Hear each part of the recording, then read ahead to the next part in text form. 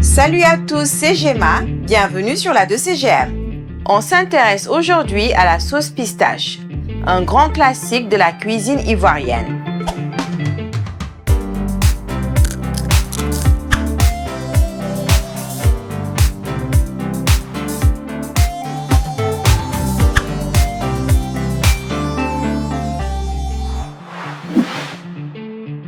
Pour notre pintade sauce pistache, il nous faut une pintade entière, 300 g de pistache africaine, un oignon, une tête d'ail, des piments, une cuillère à soupe de concentré de tomates, 4 tomates.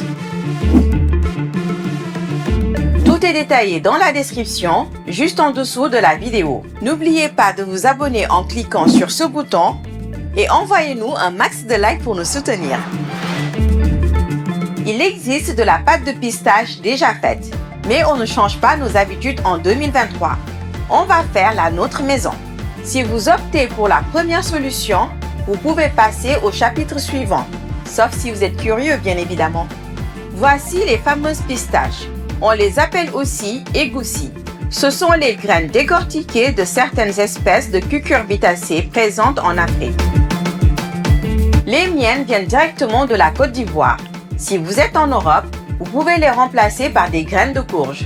Celles-ci sont déjà torréfiées. Si vous en avez des brutes, mettez-les dans une poêle à sec et faites-les revenir jusqu'à ce qu'elles commencent à dorer, mais pas trop. J'envoie le tout dans un mixeur et je mets en marche pleine puissance. Faites des pauses et raclez bien les bords. N'ajoutez rien, ça va se faire tout seul. Quand la texture est relativement lisse, ma pâte de pistache maison est prête. Et voilà le résultat. C'est la cousine directe de la pâte d'arachide qu'on vous avait présentée dans cette vidéo. Vous pouvez en faire une grande quantité et la stocker. Ça se conserve très bien à température ambiante. Vous pouvez utiliser la viande ou volaille de votre choix, voire même du poisson. Quand j'ai découvert ce plat dans un resto ivoirien à Dakar, c'était à base de pintade. Du coup, j'en ai cherché un joli spécimen. Je la débite en morceaux. Les cuisses, les ailes, la carcasse et le dos. Si vous trouvez des bouts de gras comme celui-ci, gardez-le. Il servira pour la cuisson. Il reste souvent du duvet ou petites plumes. Pour s'en débarrasser, il suffit de passer vos bouts de volaille directement sur la flamme de votre gaz.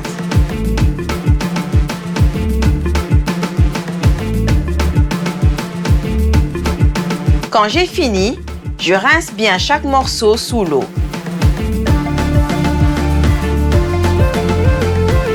Je réserve le tout dans un saladier le temps de préparer l'assaisonnement. Si vous ne le savez pas encore, toutes les recettes de cette chaîne sont 100% sans cubes ou autres arômes chimiques. Dans mon mortier, je pile une cuillère à soupe de poivre noir, 2 piments oiseaux et un bout de gingembre sec. Quand j'obtiens une poudre, j'ajoute 5 gousses d'ail et je pile. La pâte obtenue est parfaite pour relever vos volailles en tout genre. Je frotte toutes les parties de ma pintade avec, en pensant bien à aller sous la peau. Je n'oublie pas d'assaisonner en sel et je masse à nouveau. J'envoie la pintade à sec dans ma marmite. J'ajoute le bout de graisse de tout à l'heure. Du coup, pas besoin d'ajouter d'huile, car la peau va elle aussi rendre du gras. En plus de ça, les pistaches africaines sont déjà assez riches en matière grasse. Je retourne régulièrement chaque morceau. Quand ça commence à colorer, j'ajoute une cuillère à soupe de concentré de tomate maison. Je mélange bien et je prépare un peu la tomate. Je rince tous mes récipients et je mouille à hauteur.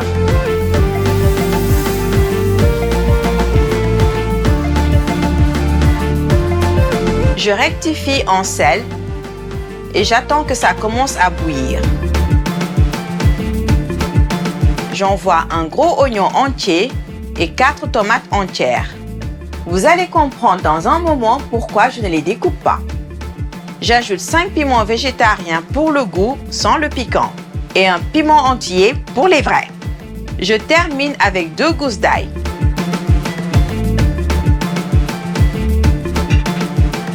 Je couvre et je laisse mijoter tranquillement. Pour éviter les grumeaux, il est préférable de délayer la pâte de pistache qu'on a faite tout à l'heure dans de l'eau chaude. J'en envoie 300 g dans un saladier et je détends avec de l'eau. Allez-y petit à petit pour ne pas être en galère. Je fouette pour avoir un mélange bien homogène. On peut voir qu'il reste des bouts qui ne sont pas super bien mixés. Si vous cherchez une sauce ultra lisse, vous pouvez filtrer à ce moment de la recette. Ça nous va très bien comme ça, on passe notre tour. Je vérifie si l'oignon et les tomates sont cuites. Je fais sortir les piments végétariens, les tomates, l'oignon et les gousses d'ail. Mettez-les directement dans un blender. Traditionnellement, il faut piler tout ça pour en faire une purée. On va les passer au mixeur pour avoir le même résultat. C'est une façon de faire très répandue en Côte d'Ivoire. On fait cuire oignons et tomates en entier dans la sauce sans les découper, puis on les mixe après. Je retire le piment entier avant qu'il n'explose.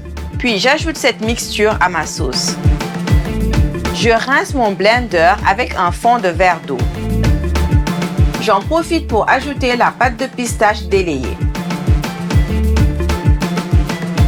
Je termine l'assaisonnement avec une cuillère à soupe de crevettes séchées en poudre et un petit bout de poisson fumé. Il ne me reste plus qu'à laisser épaissir ma sauce. On voit que l'huile commence à remonter à la surface, ce qui donne cette couleur typique à la sauce pistache.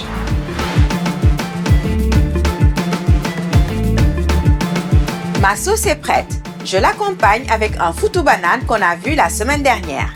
Vous pouvez la manger avec du riz ou un autre féculent. C'est tout aussi délicieux.